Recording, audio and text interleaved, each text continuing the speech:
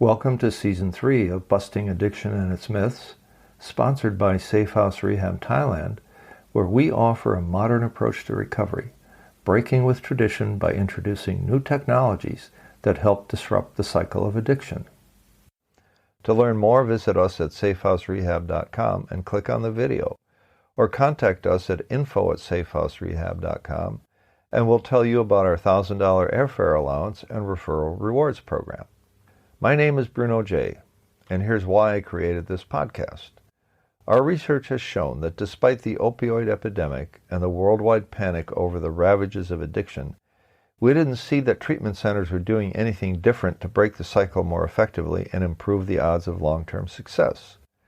So we have set out to do things differently and to let all those who love an addict or alcoholic know more about the advances in treatment that we represent.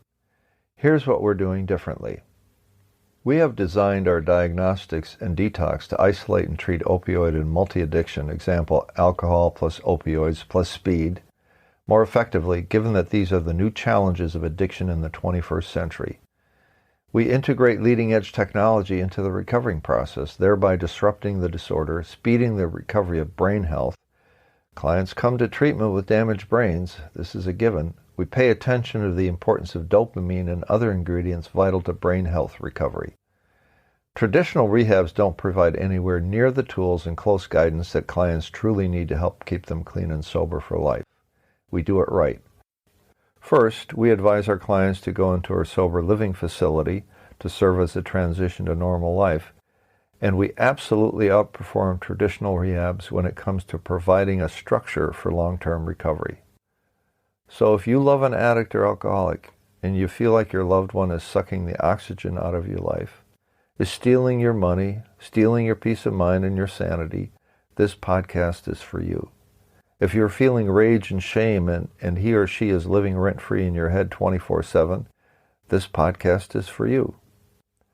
I hope to have you gain a better understanding of the nature of addictive disorder and the invisible effect it has on your psyche. It's my fervent hope you also gain a little more compassion for your loved one and for yourself, in spite of this cunning, baffling, and powerful disease. To paraphrase an author in this space, we struggle because we love. Hey, Bruno J. here, and a warm welcome to Episode 3 of Season 3, which we shall call the Cunning, Baffling, Powerful Family Disease. I'm honored today to be joined by Robert W., who has quite the story to tell. Robert is a highly capable and experienced addictions counselor, so today you will hear the truth as spoken by a highly educated British gentleman and a good friend who serves here at SafeHouse Rehab Thailand, the sponsor of this podcast. We started our podcast 20 or so weeks ago, and we release a new episode each and every week. We now have an audience of more than 1,000 loyal listeners, and even though that might not sound like much, our audience numbers have grown much faster than your average podcast. So it is exceptionally gratifying to realize that our podcast seems to be helping people who have an addict or alcoholic whom they love dearly but whose behavior is causing great distress.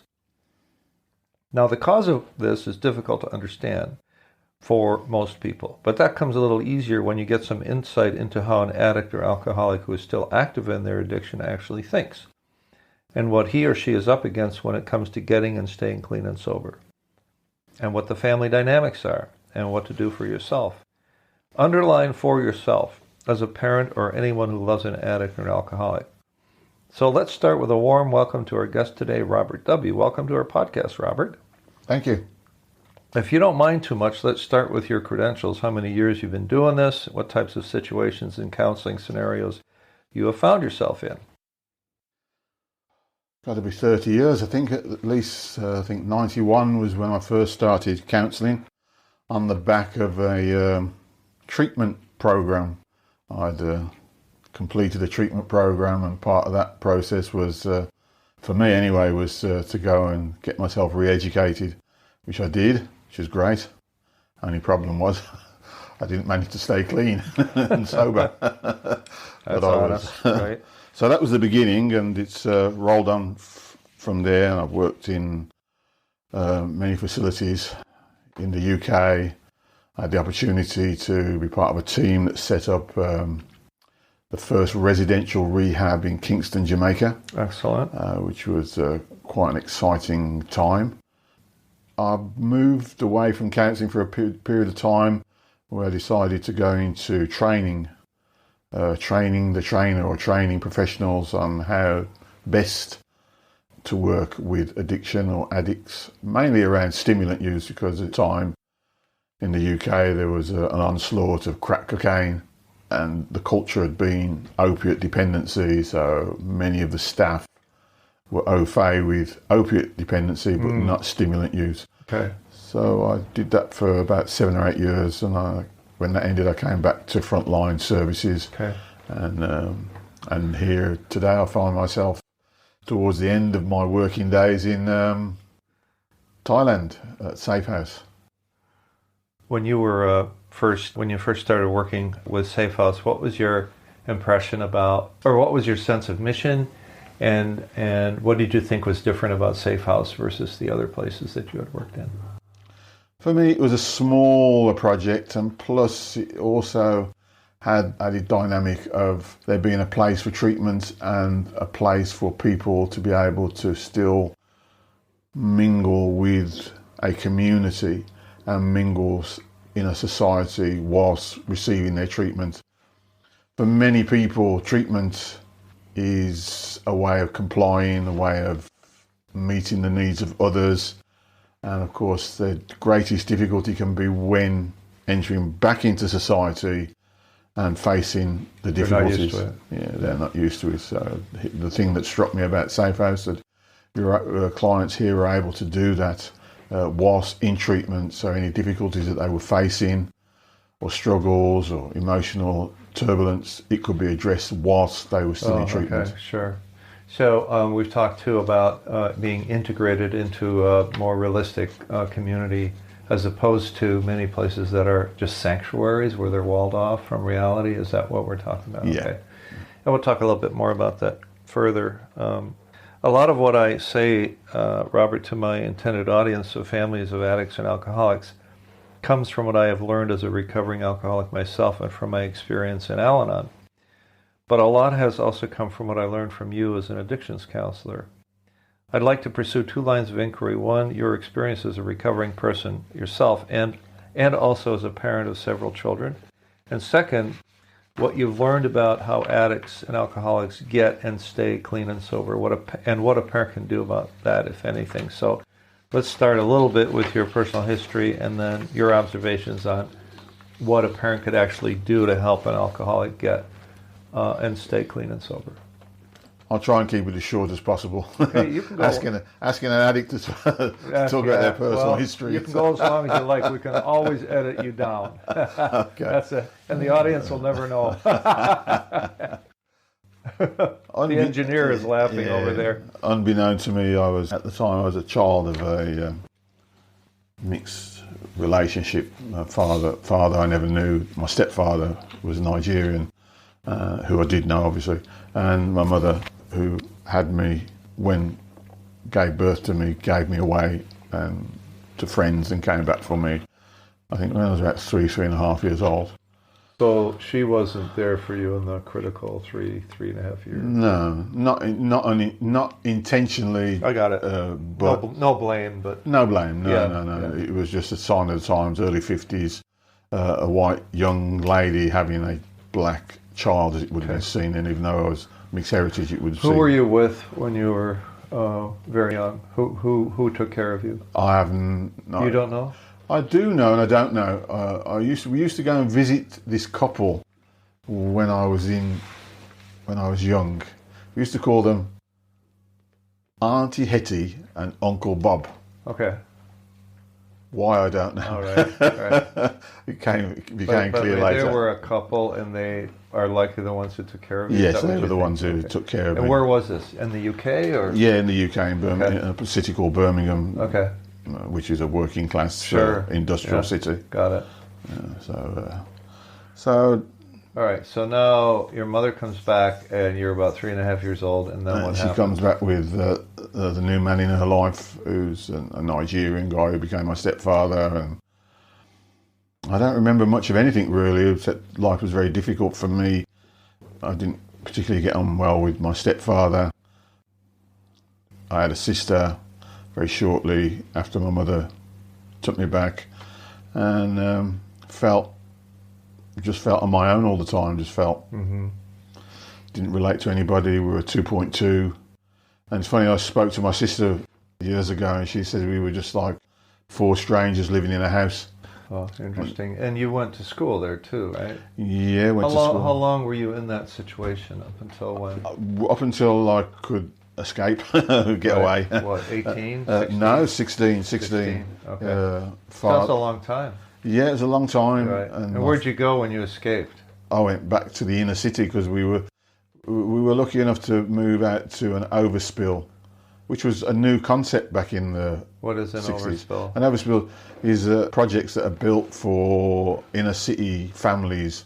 But outside the city. But outside the city. Okay. So interesting. yeah, so I went back to the city, not because I had any ties with the city. I just gravitated to the lights. Anything that sparkled attracted me. All right. And then what did you do? So you went back to the inner city. You're 16 years old. Bright lights, big city. No skills, no social skills, no integration skills. I was never allowed to make any decisions growing up. Okay. Decisions were made. There was a set format. You followed the format. If you deviated from the format, then you were punished. Okay. And what kind of punishment? They hit you? And yeah, beaten. Yeah, and learned. I suppose that's where I first learned anticipation and becoming familiar with adrenaline. Okay. So you had like an anticipation, fear, anxiety going. Yeah, waiting. And so this is common, and I don't want to interrupt your flow, but we've talked about this is where these are the people that end up in Al-Anon. These are the people that end up in adult child of alcoholics. These are the people that end up in codependency meetings and places like that. So tell me a little bit about the family dynamics, which I've heard are like don't talk, don't trust, don't feel. Is that what that was like? Pretty much the same, because we were different. Family of the 60s then, it would be the 60s.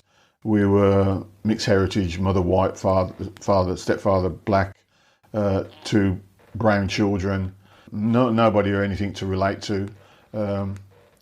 Mother got on with the neighbours. Father got up when the work came home. That's all we saw of him. That's it. And it was very much about nobody showed any feelings, nobody expressed feelings.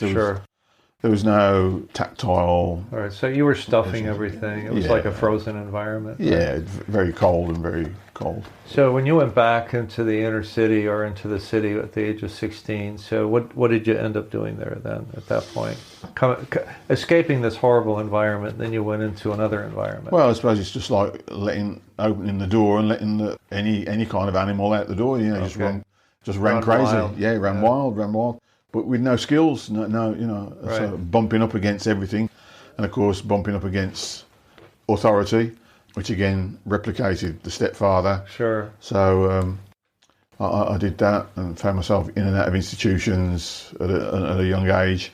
Institution being jail or reform school type place? Yeah, I'd gone past reform school, so I was into detention centres, Borstals, YPs, and then what's a YP?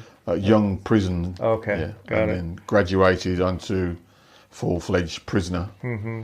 How long were you in that? That was probably all that thrown together, probably a 10-year period of in and out. All right. So now you're 26 when you kind of slammed the door on the prisons at this point. Right? Yeah, I think I was probably maybe a little bit. Around 26. Okay. I made a decision I wasn't going back to prison, but I was obsessive and compulsive, and still. Were you doing drugs? Not yet. Marijuana. But I've done marijuana like from over the edge, right? My first encounter was alcohol. Okay. I always remember at a friend's birthday party, 14 years old. All right. Drank the alcohol like fizzy pop. Okay. Became very ill. All right. And swore to God I'd never do that again, and didn't really. I didn't really gravitate towards alcohol, and then got introduced to marijuana, cannabis, weed, whatever you want to call it, and again I was sick. I was sick because anything that I ever got introduced to that gave me any kind of gratification or pleasure, I wouldn't have a switch off. I wouldn't know to stop. Okay. Sure. So I was sick, but I liked the after effect. The after effect was warm. It was Sure. secure. I felt Right. numb. How about coming down? Did you go through? Well, there wasn't much coming down with falling Yeah. asleep. Yeah. Fall asleep. Right. Then wake up. Wake up. Okay. So the withdrawals wasn't particularly. Did you have any blackouts on marijuana? No, not really. No. Okay. I mean, I became part of a West Indian community, not being of West Indian heritage at all, but maybe because the music of the time was reggae. Okay, sure. And that kind of led the way. Okay. And Jamaican culture seemed to override all the other West Indian. Sure, the Bob Marley. Yeah, the Bob Marley and the music, and that did. So I gravitated towards that, and that was, I became a Rastafarian. So, anything to give me legitimacy for smoking marijuana. Sure. Yeah, well, it's great. So when did you make that turn? Obviously, you made some turn, or more than one turn. When did you, and how did that come about? When you, surrendered one way of life and then picked up another, however do you want to call it? I think it was partly to do with social unrest at the time. There was a lot of inner city, struggles and troubles. Mm-hmm. Always been searching before I made the changes. I'd always was looking for something. Mm-hmm. I remember reading Carlos Castaneda and thinking, wow, that sounds amazing. And Bhagwan, Rashini, and I kind of gravitated to all this kind of stuff. So there was always a gap there that needed to be filled. Mm-hmm. But the self-discipline and application, nobody had any kind of angle on that. So it was just kind of make it up as you went along. Right. Did you end up in treatment? I mean, give me that sort of. Our listeners understand. Yeah. That was you were having you had a horrible, not your fault, but a horrible childhood without much direction in a codependent, dysfunctional household.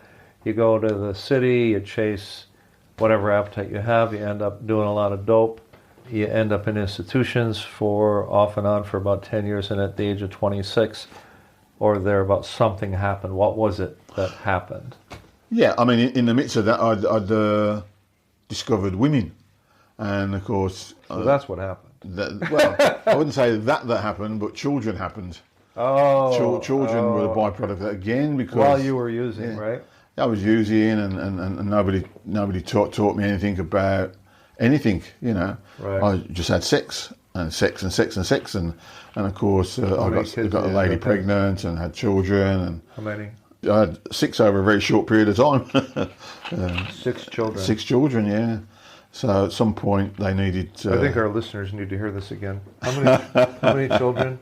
6 children over a period of how many years? Oh, how many years? Not that well, many. They spread from 45 now to 32. So what would that 13, 14 years. There you go. 6 of them. 6, yes. Okay, but then there were more later. No. No, that's it? No. You adopted a few later.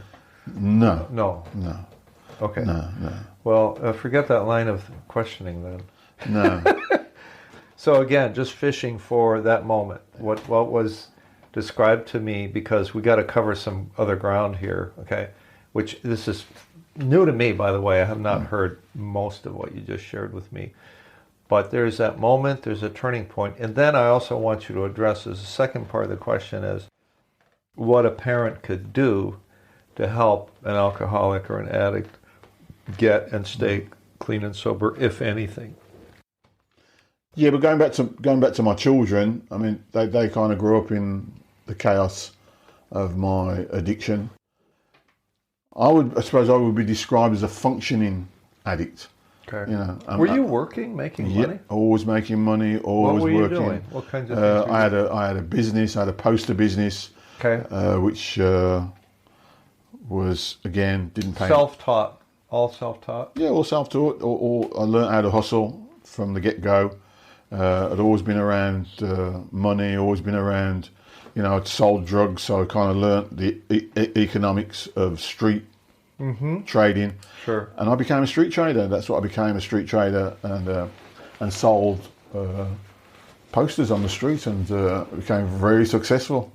Made vast amounts of money, employed many people. Really? And when you say posters, what do you... These are prints, or duplicate other people's stuff. I get original stuff, and I get stuff that was very popular, duplicate them and print them in vast numbers, then get people to go out and sell them. And how do they hit the street? They sell them on the street? Sell them on the street, and at a minimal price, and people would buy them like they were candy. Really? And well, so that was the era of psychedelic art and all that, right? Yeah, and then we moved on. I mean, I kind of did that throughout the 80s. Wow. And at the end of that, So you've got 6 kids. Are you married? There's a woman with you, or there's a woman who's a mother to 5 of the children, but never married, and the other lady is a dear friend of mine who had the other child. A very brief relationship we had, but became an endearing friend. A long. The children lived with you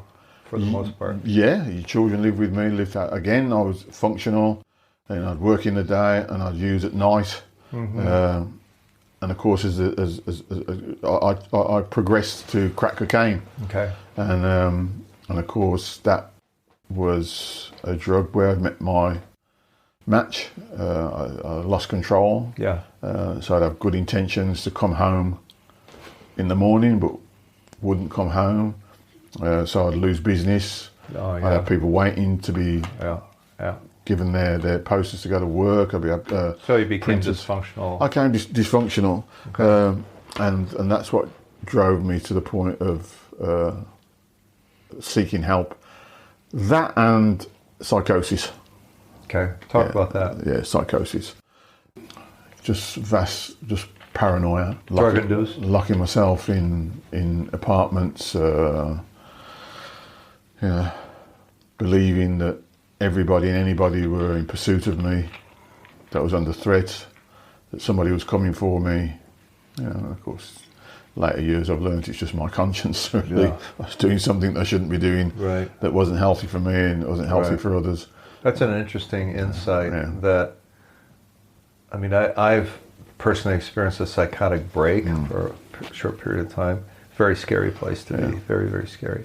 But when you said, it was my conscience talking to me, I have not heard it that way before. What's your, can you elaborate a little bit further? Well, there's that saying they say, knowing better and not doing better. Not doing better. Not doing what you're supposed to do. No, not doing what I'm supposed to do. Yeah. I've got 6 kids. Right. Who need taken care of. I've got family. The guilt and the shame. Yeah, the guilt and shame. I've got a business that needs taken care of. Okay. And it's haunting you. Yeah, I have no power to stop doing what I'm doing. Right. So that led you said just now, that led you to seek help. What was that about? How did you find the help? How did you know that you needed the help? I mean, that's coming from a dark place into the light somehow, right? Yeah. I don't know, I suppose maybe it was my upbringing. I always knew, I knew right from wrong for me somehow. I don't know. I just knew that I wasn't feeling right. I knew things weren't right. And I had no idea, because my circle of people that I hung out were not drug addicts. I didn't hang out with drug addicts. So you had a social life outside of it? Yeah, I'd had a social life, I had a business life. Right. My first port of call was called the CAB, Citizens Advice Bureau. Okay. This is I think it's still maybe running in the UK. Back in the day, it was a free service done by the government. Citizens Advice? Yeah, Citizens Advice. Citizens Advice. Citizens Advice. So you go to this place, they were all over the UK. Right. And anything that you wanted advice on, they'd give you advice. And I went in there and I said to the lady, look, I've got a drug problem. And she says, what drug? I said, crack cocaine. And of course, at that time, which was 1989, most people hadn't heard of crack cocaine, let alone you had a problem with it. Right. So anyway, she gave... They'd heard of cocaine, though. They'd heard of cocaine, yeah. But not crack. No crack. They didn't know how different crack was. No. Okay. So she just gave me the address and telephone number of street agency, drug agency in the city centre of Birmingham, which was not too far from the Citizens Advice Bureau. So I went round there. And they were baffled because they too had never worked with anybody with the crack addiction. So you had a source of this newly emerging drug. That interesting, huh? Were they cooking it right there in the city? What do you how do you think that? Well, we were cooking it ourselves because what oh, you knew how to cook crack. Yeah, well, as I said, I was brought up in part of my business as well had become merchandising, and I hooked into the Jamaican music scene. And because I hooked into the Jamaican music scene, I was with people who had more money than they had sense, and of course at that time Too much cash. we had the whole thing with the conspiracy of cocaine from the Contras and all that kind of stuff. Oh yeah. Vast amounts of cocaine were everywhere. So a small island like Jamaica had been inundated with cocaine, which of course had found its way to England as well, because of the two communities. Sure. Yeah. So I learned to freebase, and that's where it was. Oh man, that is some serious shit. Oh man, you were flying high. So you go into Citizens Advice Bureau, and she says, "Go here." Did she tell you? Yeah, go to the drug agency. Okay, go to the drug agency. I go to the drug agency, and they sit down, they listen, they nod their head, and they don't know what crack is, but they know what cocaine is. They knew what crack was, but they didn't know, how any treatment or what to do with it. Okay. So they kind of. So what they tell you? Well, my best option was to go to residential rehab. Okay, all right. Well, that was. But to me, it was like, well, what is? I mean, I didn't. What's a rehab? Yeah. What's a rehab? What's a rehab? Yeah. And they explained it, and I thought that sounds like an open prison. Okay. That sounds very much like open prison, like a Cat D prison. Yeah. I said, no, not for me. Really? Not okay. for me. And I remember going there. That was off-putting. Yeah. I went there in the November, '89. Okay. By January, first week of January, 1990, I was banging on the door. Okay. Saying I want to go to rehab. Okay. So what happened in the period? Oh, I just had a horrendous Christmas. I didn't turn up for Christmas at all, and left all my children. They got their presents, but completely out of control. But I was nowhere to be seen. Yeah. And so you were at this point. You were depressed and you were panicked and all of that, right? I was in a bad way. Okay. I was in a bad way. Right. But you knew you had contact with that agency before, so you knew where to go back to. Oh, right? Yeah. And so you're knocking on the door now, right? Knocking on the door. Okay. Early 1990. Yeah, first week. Okay. As soon as they opened. Okay. And then what? And within days, I was. Found a place, because back then it was quite easy to find get treatment and find treatment and get treatment. Okay. It was funded by the government, so sure, tax dollars it were. So I was moved from, my city was Birmingham. I was moved to a city called Sheffield, big house in the country. Not bad. Not bad. Well, and free, right? I think all the times that I've been into treatment. Yeah. It's always been shelter from the storm. Yeah, okay. So, of course, when I get there, when I've been there, when I'm back to my normal self is, what am I doing here? Yeah, okay, all right. But I stayed 7 months. Oh, all right. 7 months I stayed. I think I was the second oldest person in there. Okay. At this stage, I'm 36. Yeah, right. So it's all young. So it's all pretty young, and it's really draconian. Is it? What they're asking people to do. Oh, really? And 7 months worth of draconian. Yeah, but as I said earlier, I'd been in institutions from a young age, so I learnt the pecking order and how to. Yeah, it was instinctive. You adapted. I adapted quickly and found. What happened after 7 months? Well, I remember supporting another member up to Manchester on a weekend visit. Oh, okay. And here we go. And I used. Okay. We colluded, didn't tell anybody, and came back. Okay. I moved on to the second stage, and that's where I ended up going to, what was it called then? It wasn't called college, it was called something else, weren't they? I can't remember what they were called. Polytechnic. I went to Polytechnic. Okay. Sheffield Polytechnic. Did our engineer go to Polytechnic too? Did you go? Okay. Well, we're doing good. I like it.